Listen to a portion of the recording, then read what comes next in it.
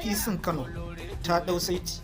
Kano ta Arewa Barau Maliya ya rike aiki. Komai na tafiya daidai wa daida. Mutanen Kano ta Arewa sun gamsu da mulkin Barau Maliya 100%, 1000%. Ga ciyaman na Maliya Media Teamwork Abdullahi Salisu mai Sudan ya rike aiki da sauran 'yan gwagwarmaya. Komai na tafiya daidai. Mutane sun gamsu da mulkin Barau Maliya 100%. In ka zo Kano ta Kudu zance ya ƙare. Kawu Sumaila saitin aiki. Ga dakarun waraka iya wahala. Mutanen Kano ta Kudu suka ce yanzu ko me suke bukata da ya wuce abin da Kawu Sumaila ya musu. Shekara 16 ana mulkin Kano ta Kudu ba a musu komai ba. A lokacin an bar Kano ta Kudu a baya. Zuwan Kawu Sumaila ya saita komai cikin shekara 2.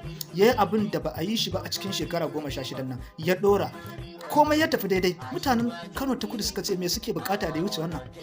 Mutanen Kano ta Tsakiya suka ce a'a ina ma a ce Maliya shine sanatansu, ina ma a ce Kawu Sumaila shine sanatansu, saboda sun ji ayyukan alkhairi da Kawu Sumaila da Maliya suke yi.